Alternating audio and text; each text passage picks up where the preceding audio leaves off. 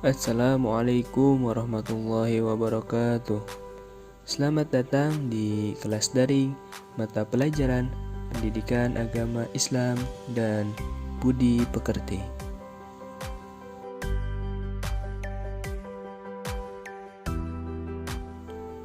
Pada video kali ini, kita akan sama-sama belajar salah satu materi kelas 8, yaitu menghiasi pribadi dengan berbaik sangka dan beramal soleh. Namun, pada video pertemuan ini akan membahas terlebih dahulu tentang amal soleh.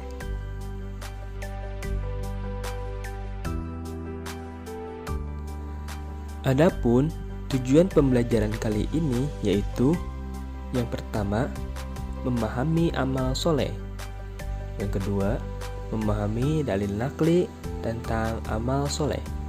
Yang ketiga, memahami cara menerapkan amal soleh. Yang keempat, dipahami dan dilaksanakan dalam kehidupan.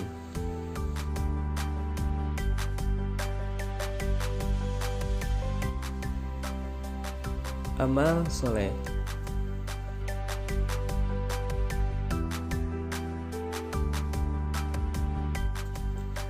Tahukah kalian apa yang dimaksud dengan amal soleh?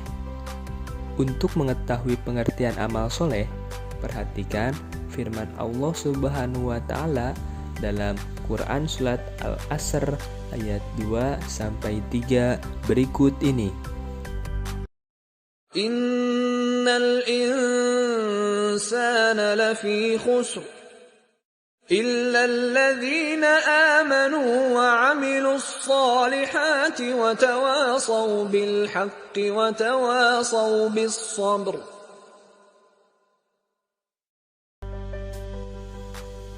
Yang artinya, sungguh manusia berada dalam kerugian, kecuali orang-orang yang beriman dan menjalankan kebajikan serta saling menasihati untuk kebenaran dan saling menasihati untuk kesabaran.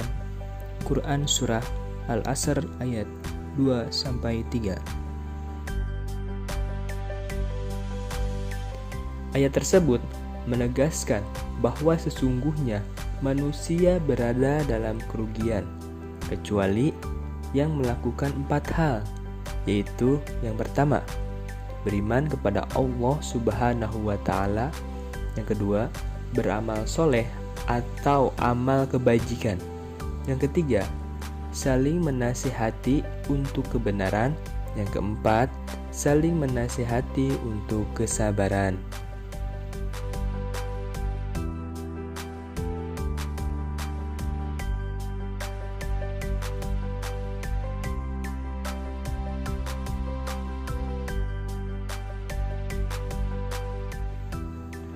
Kata amal soleh berasal dari kata amilus solihah, yaitu segala perbuatan yang bermanfaat bagi dirinya atau orang lain dan sesuai dengan akal rasional, Al-Quran, dan As-Sunnah.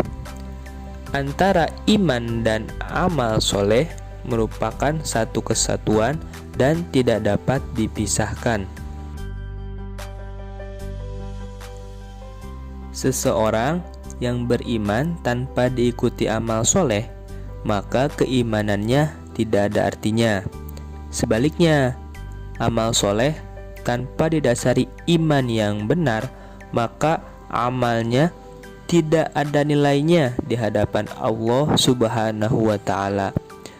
Keimanan harus dibuktikan dengan amal soleh, dan amal soleh harus dilandasi dengan keimanan yang benar. Kebalikan dari amal soleh adalah amal sayyi'ah, yaitu amal yang mendatangkan kemudaratan bagi pelakunya maupun orang lain.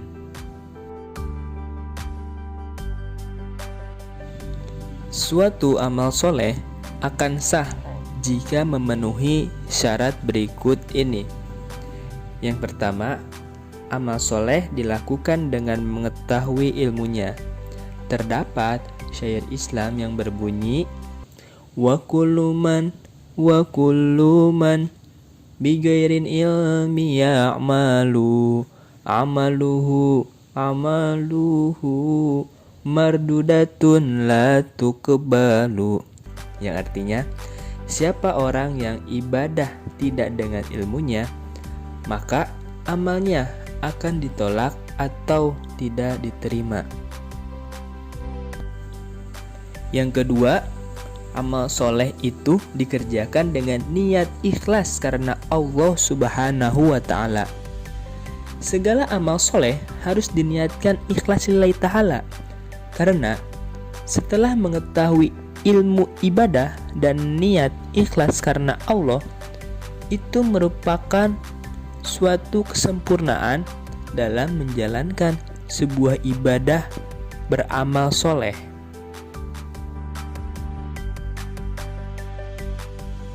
Yang ketiga, amal soleh itu hendaknya dilakukan sesuai dengan petunjuk Al-Quran dan hadis. Contohnya seperti mengerjakan sholat 5 waktu, berbuat baik kepada orang tua, tolong menolong, dan sebagainya.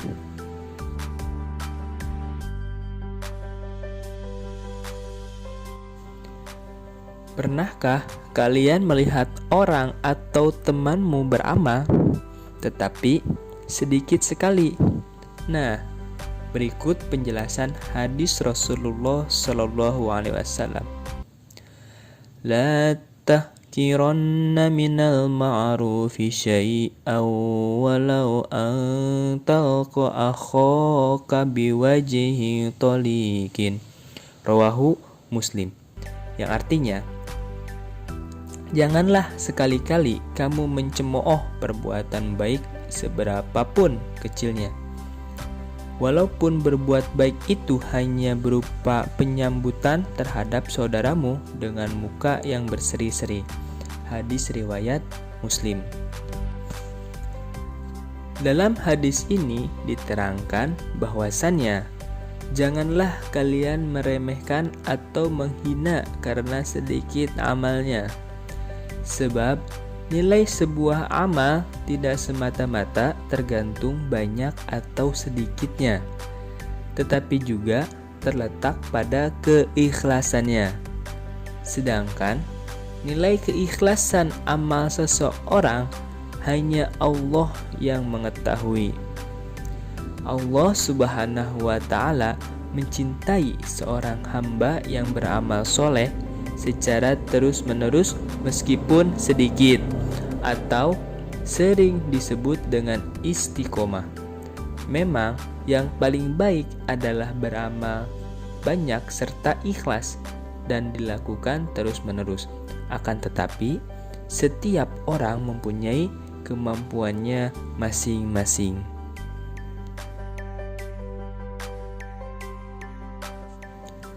Amal soleh terbagi menjadi 3 macam, yaitu yang pertama, amal soleh terhadap Allah Subhanahu wa ta'ala, yaitu menjalankan perintah Allah Subhanahu wa ta'ala dan meninggalkan larangannya. Contohnya, sholat, zakat, puasa, membaca Al-Quran, dan ibadah lainnya.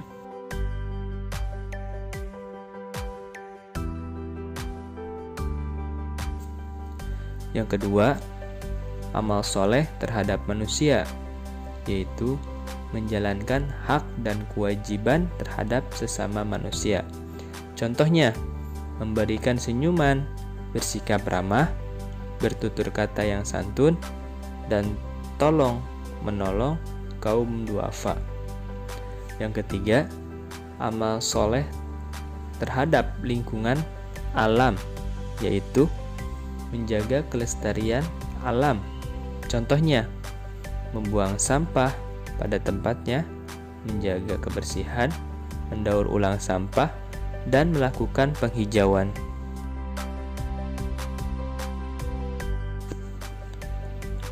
Dalam beramal soleh, seseorang akan memperoleh manfaat sebagai berikut. Yang pertama, diberi ampunan dan pahala yang besar oleh Allah Subhanahu wa Ta'ala. Yang kedua, diberi tambahan petunjuk. Yang ketiga, diberi kehidupan yang baik dan layak. Yang keempat, dihapuskan dosa-dosanya. Yang kelima, dijauhkan dari kerugian di dunia dan di akhirat.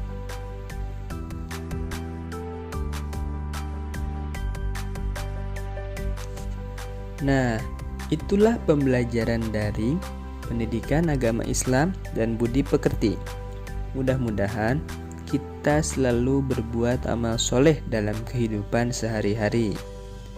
Selamat bertemu kembali di pembelajaran daring selanjutnya. Assalamualaikum warahmatullahi wabarakatuh.